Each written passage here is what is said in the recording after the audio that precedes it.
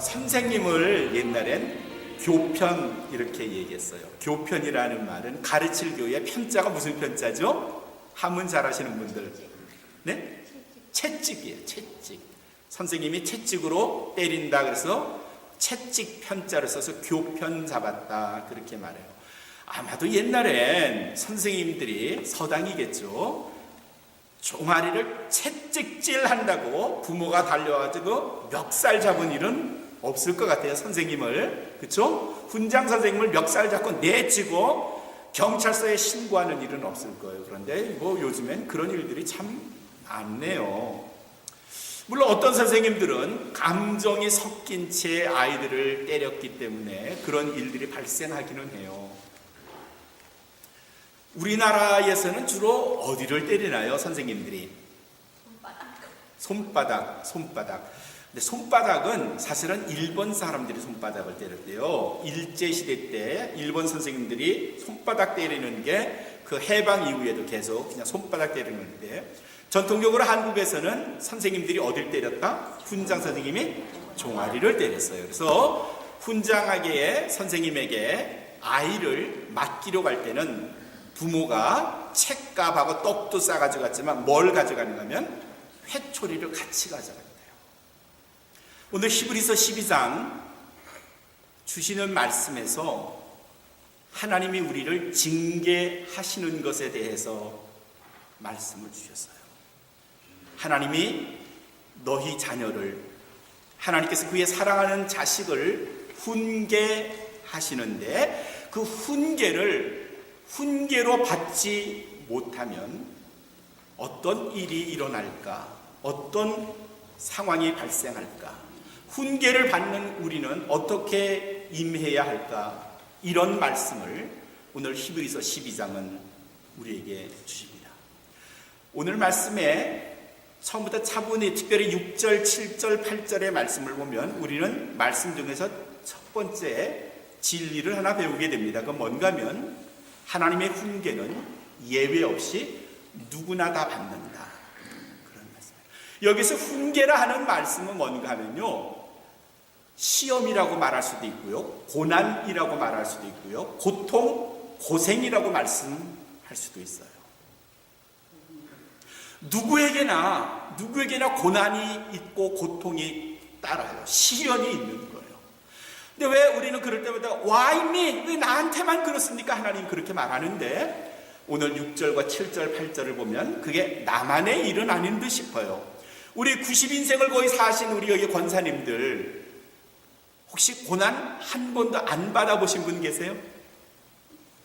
고난 없이 편안하게 매일처럼 행복하게 사신 분 계세요? 백 권사님 어떠세요? 없었어요. 장 권사님 어떠세요?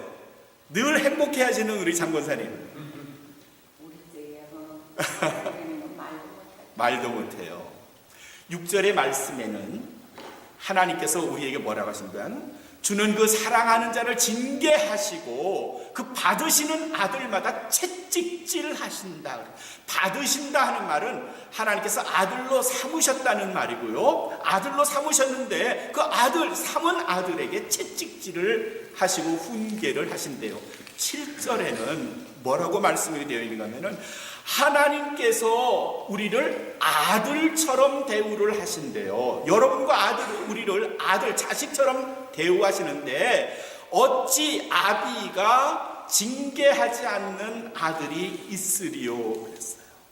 그러니까 아비마다 자식을 다 징계를 해요. 그 징계가 경한 징계, 약간의 꾸지람, 잔소리일 수도 있겠고요, 어떨 때 심한 징계일 수도 있겠죠.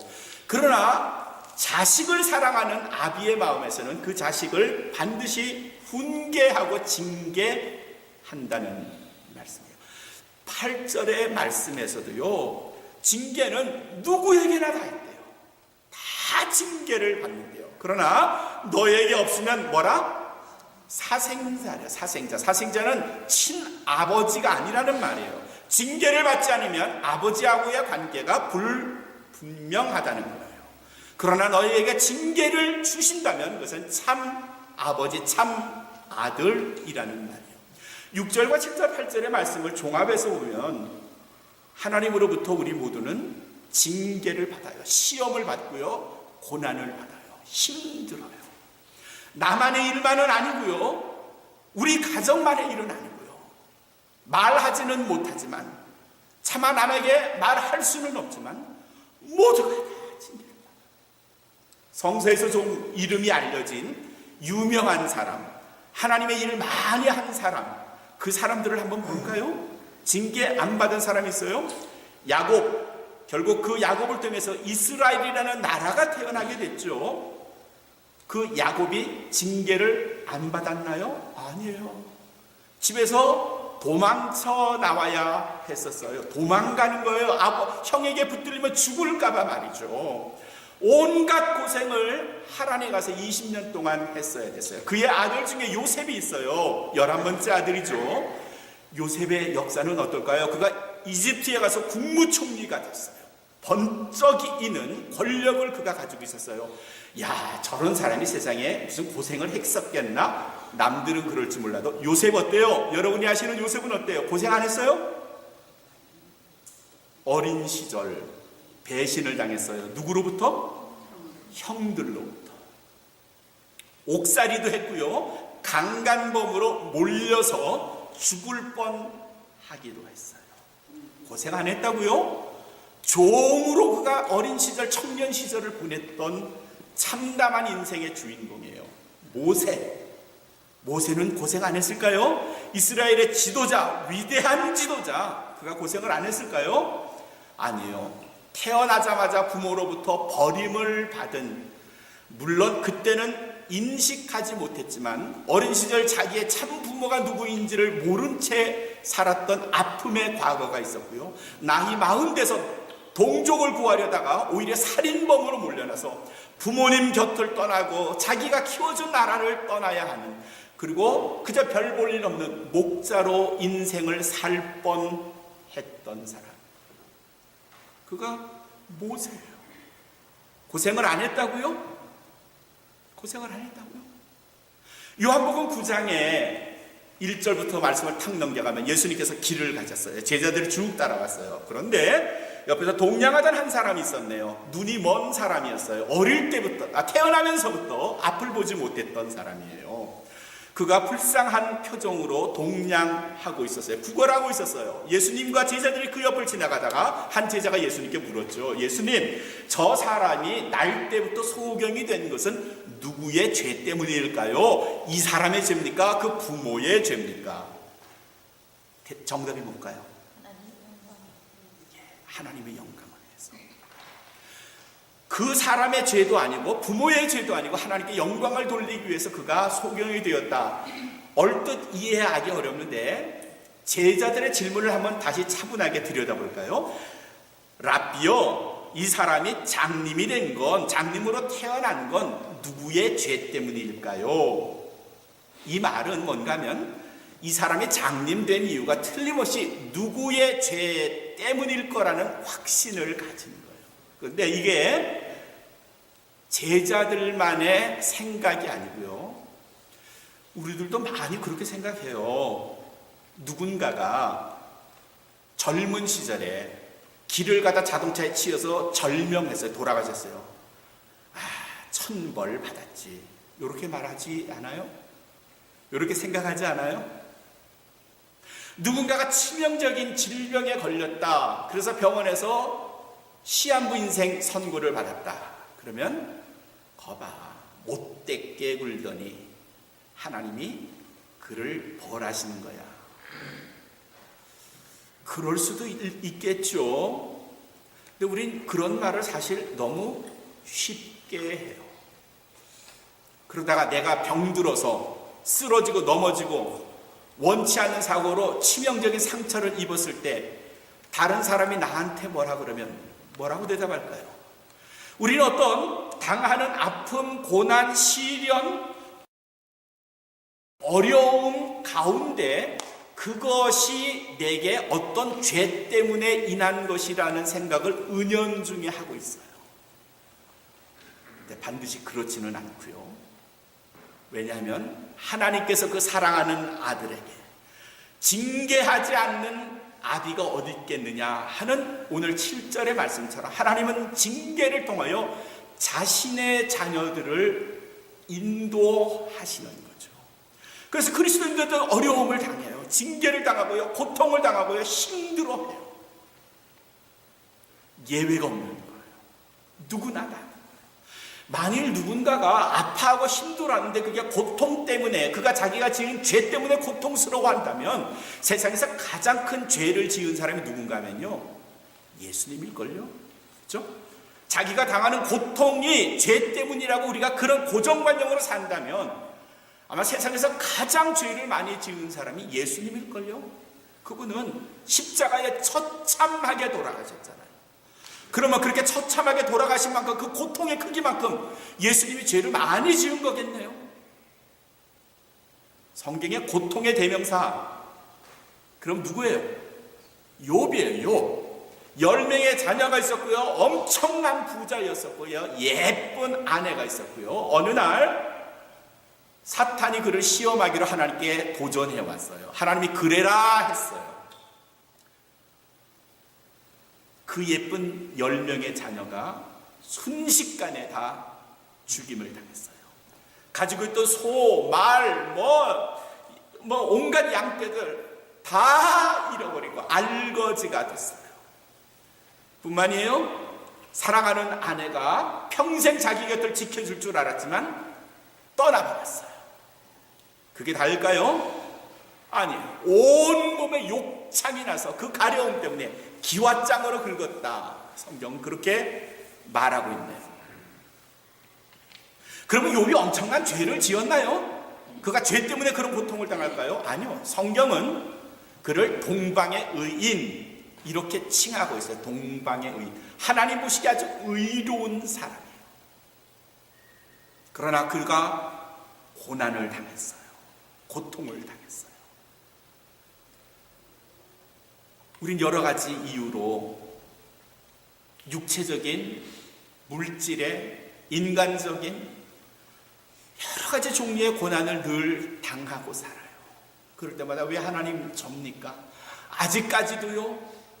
이렇게 말하지만, 그러나 그것 동안 나만의 것은 아니고요, 여러분만의 것은 아니고요. 우리 두 번째 질문을 해야 돼요. 그럼 왜 하나님 우리에게 고통을 주시나요? 왜 우리가 고난을 당해야 하지요? 이렇게 물어볼 수밖에 없어요. 그 질문에 대해서 오늘 말씀 10절과 11절의 말씀은 그 분명한 대답을 우리에게 주세요. 10절의 말씀을 여러분 좀 보시면, 하나님께서 그 사랑하시는 자에게 고난을 주시는데 그 고난의 목적이 뭐예요?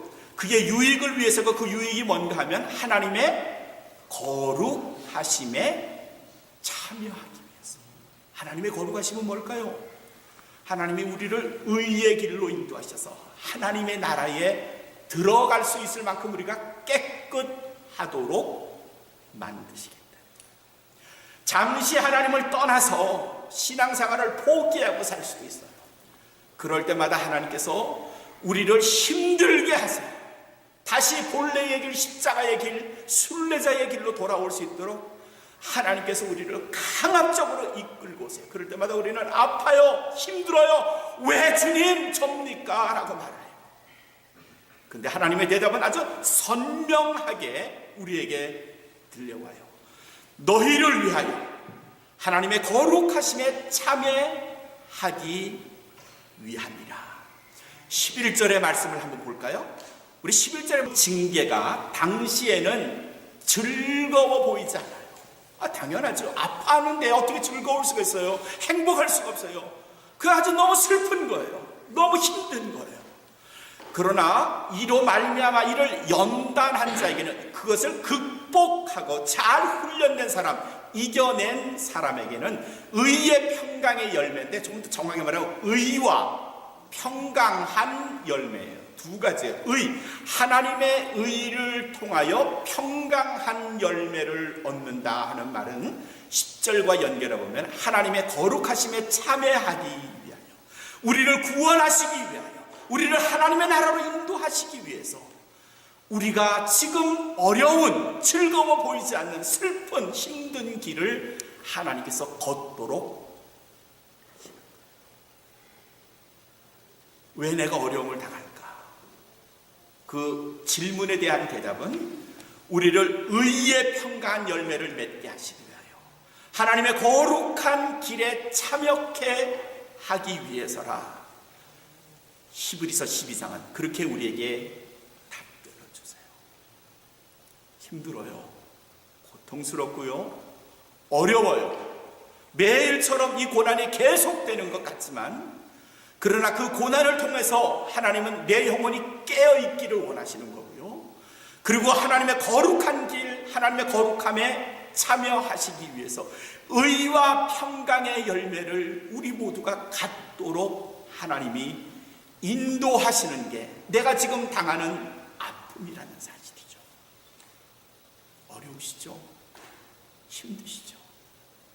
시편 119편 71절에서는 뭐라고 말씀을 드리는 거면, 고난당하는 것이 내게 유익이라. 이로 말미암아 내가 주의 율례를 배웠나이다.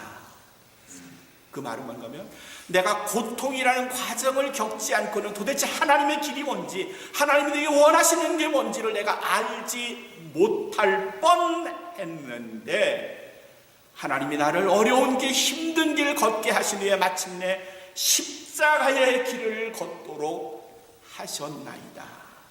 그런 뜻이에요.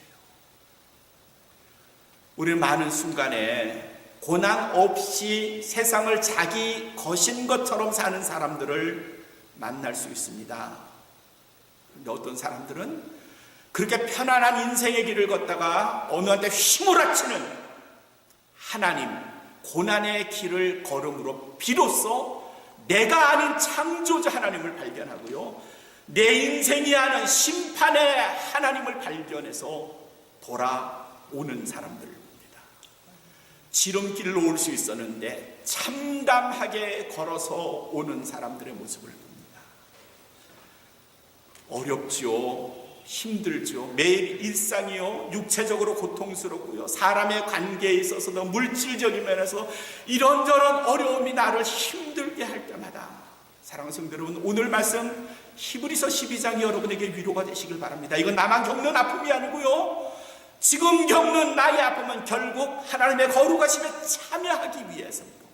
그것으로 의와 평강의 열매를 우리에게 맺게 하시기 위한 하나님의 섭리며 인도하심이라는 고백 때문에 능히 이겨낼 힘을 가지시기를 주님의 이름으로 축원합니다. 세상에는 두 가지의 큰 힘이 있어요. 하나는 뭔가 하면요, 강한 폭풍과 같은 바람이에요. 우리 지난주에 금요일인가요? 비도 엄청나게 왔지만 바람도 굉장히 세게 불었어요. 그 강한 힘. 근데 그 힘만 있는 게 아니라 또 다른 힘이 하나 더 있는데, 그건 뭔가 하면요, 견디는 힘이에요. 견디는 힘. 그 강한 폭풍, 바람 앞에서 견뎌내는 힘이죠. 오렌지 카운티인가요? 그 강한 바람에 한 큰 나무가 견뎌내지 못하고 쓰러져가지고 자동차 몇 대를 그냥 부서뜨렸다 하는데, 그 강한 힘에 그 큰 나무가 견뎌내지 못하면 넘어져요. 세상에는 강한 바람과 같은 시련의 힘이 있는가 하면 그걸 견뎌내는 힘이 있어야 돼요. 우리 성도들이 하나님께서 우리를 시험하실 때, 우리에게 시련을 줄 때, 어려움을 줄 때 그것에 의해서 푹푹 쓰러지는 성도들을 보면 가슴이 아파요. 그러나 하나님은 우리에게 우리가 이겨내지 못할 시험을 주시지 않겠다고 하는 그 믿음을 가지고 견뎌내는 힘을 가져야 하는데, 그 힘이 어디서 오는가 하면 내 믿음과 성령께서 주시는 힘이 결합될 때 능히 이겨낼 수 있어요. 능히 견뎌낼 수 있어요. 아무리 시련이 강하게 불어도요, 하나님을 향한 나의 믿음의 깃뿌리를 깊이 뿌리면요, 내리면요, 성령께서 나에게 힘을 주셨어요. 그 힘을 능히 이겨낼 수 있을 줄로 믿습니다. 욥이 그런 힘을 가졌었고요, 사도 바울이 그런 힘을 가졌었고요, 목숨을 잃을 뻔한 수많은 일들이 있었음에도 불구하고 능히 이겨냈던 여러 성경의 사람들을 볼 때마다, 나도 이같이 그리스도 위에 강한 뿌리를 내려서 성령께서 주시는 힘으로 이 시련을, 이 어려움을 극복해야 되겠다. 그런 마음을 가지셨으면 좋겠어요. 아멘. 하나님의 사람이 가져야 할 힘은 내 신앙의 힘과 성령께서 도우시는 힘입니다. 장로교를 세웠다고 장로교의 처음 종교개혁을 장로교를 통해서 했던 존 칼빈이라고 보통 말하죠. 칼빈 목사님이 그 위대한 일, 종교개혁을 스위스랜드에서 시작을 했지만요, 나이 55에 돌아가셨어요. 그 위대한 사람의 일생을 보면 그는 육체적으로 아주 어렵게 살았던 허약하고 병약한 사람이었어요. 움직이는 병원, 아마 그에게 어울리는 별명일 겁니다. 칼빈 목사님은요, 심장이 약해서 조금 힘든 일을 못했어요. 폐결핵을 앓아서 늘 미열에 시달려야 했어요. 엄청난 두통이 그의 평생을 뒤쫓아다녔는데 매 이틀마다 그를 엄습하는 그 머리가 쪼개질 것 같은 두통으로 인해서 평생 고생하셨어요. 위가 약해서요, 하루 한 끼 아주 고운 음식 외에는 못 잡수셨어요. 치질이 있어서 어디 딱딱한데 앉지도 못했어요. 신경불안 증세가 있어서 깊은 잠을 잘 수도 없었어요. 각기병으로 피부로 아주 어려움을 겪었던 7가지 질병이 그의 일생을 힘들게 했어요. 나이 55에 그가 돌아가셨을 때 다른 사람들이 보기에 마치 70대, 80대 할아버지가 돌아가시는 것 같았다 그랬어요. 그런데 돌아가시는 존 칼빈이 마지막 남겼던 말씀이 로마서 8장 18절의 말씀이에요. 현재의 고난은, 지금 내가 당하는 고난은 앞으로 내가 받을 나타날 영광과 좋게 비교할 수 없도다. 그리스도인으로서 내가 지금 받는 이 어려움, 고통, 시련, 이 시련은, 이 고통은, 이 고난은 장차 우리에게 나타날 영광과 좋게 비교할 수 없도다. 우리는 이 로마서 8장 18절의 말씀이 저와 여러분 우리 모두의 소망이 되어야 할 줄로 믿습니다. 이 말씀을 붙들고 사는 거예요. 내가 지금 힘들지만 앞으로 나에게 임할 하나님의 영광은 지금에 당하는 고난과 비교가 되지 않는구나. 이 믿음 가지고, 이 힘 가지고 사는 거예요. 그게 그리스도인이고요, 그게 고난을 이기는 힘이 되는 겁니다. 성경을 보면 2가지의 큰 고난이 있습니다. 하나는 뭔가면요, 하나님 분노의 고난이에요. 또 다른 고난 하나가 있는데 그건 뭔가면 은총의 고난이에요. 분노의 고난은요, 형벌 자체가 목적이에요. 아프게 하고 힘들게 하려는 거예요. 그러나 은총의 분노의 목적은요, 아픔 자체가 아니고 우리의 완전함을 위해서 때로 하나님은 우리를 힘들게 하세요. 분노의 고통의 목적은요, 우리의 영혼을 괴멸시키고 멸망시키려는 게 목적이지만, 은총의 고통의 목적은 우리를 구원시키기 위함이에요. 분노의 징계의 목적은요, 분노의 징계는요, 영원토록 계속이 돼요. 끝없이 우리를 고통 가운데 몰아넣어 죽지 못하는 심판의 고통이에요. 그러나 은총의 고통은요, 일시적이에요. 그리고 분노의 고통의 마지막 목적은요, 심판과 영원한 형벌이지만, 은총의 고통의 목적은 우리의 구원이에요. 성도들이 이 땅에서 받는 고통은요, 분노의 고통이 아니고 은총의 고통이에요. 이건 일시적인 거고요, 목적은 나의 구원을 위한 것이고요, 내 영혼의 완전을 위해서 하나님은 내게 고통을 주시고 힘들게 하시고 때론 시험하시기도 해요. 요한일서 5장 12절에 아들이 있는 자에게는 생명이 있고 하나님의 아들이 없는 자에게는 생명이 없느니라 그러셨어요. 분노의 고통은요, 하나님의 아들이 없어서 생명이 없는 자가 받는 고통이지만 은총의 고통은 하나님의 아들을 소유함으로 생명을 가진 자가 받는 고통이에요. 여러분은 어떤 고통을 당하시나요? 분노의 고통이십니까? 은총의 고통이십니까? 우리는 은총의 고통을 당해요. 일시적인 거고요, 나의 완전함을 위한 거고요, 내 영혼이 하나님의 거룩하심에 참여하기 위하여 우리에게 주시는 고통이에요.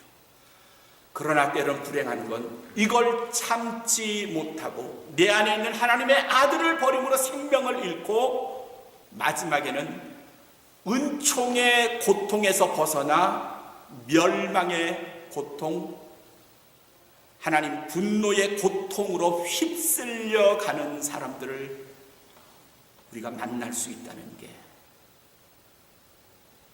얼마나 아픈 일인지 몰라요. 내가 당하는 아픔이, 고통이 하나님의 징계가 비록 힘들기는 해도 이건 은총의 고통이라 생각하셔서 끝까지 견디셔야 합니다. 어린 시절 태어날 때부터 뇌성마비로 자라난 한국의 한 유명한 뇌성마비 시인이 있습니다. 뇌성마비 뭔지 알아요? 삐뚤어져가지고 몸도 못 가누는 사람들. 송명희 자매라는 아주 굉장히 정말 신앙적인 그런 시를 써서 많은 사람들의 가슴을 열게 하는 그 송명희 자매가 이런 글을, 이런 편지를 썼습니다. 내가 뇌성마비로 태어나서 뒤늦게 그리스도를 영접했고 그 그리스도를 향해서 이렇게 편지를 씁니다. 선생님을 쫓은 후에도 고난은 저를 떠나가지 않았고 오히려 고난은 더 많아져 고통스러웠습니다. 그렇게 고통은 더 심해졌지만 선생님이 제 옆에 계셔서 마음은 평안했고 감사함은 그 고난의 길을 능히 이겨낼 수 있게 만들었습니다. 당장의 내일은 오늘보다 나을 것이 없겠지만, 당장의 내일은 오늘보다 나을 것이 없겠지만 주님 배울 그 언젠가의 내일은 분명 오늘과는 비교가 되지 않을 멋지고 아름다운 그리고 행복한 날이 될 것이 분명합니다. 로마서 8장 18절, 현재의 고통은 장차 우리에게 임할 그 하나님의 영광과 좋게 비교할 수 없도다. 이 말씀이 저와 여러분의 고백이 되게 하시고 고난당하고 힘들 때마다 나를 지탱해 주는 신앙의 힘이 되며 이 힘으로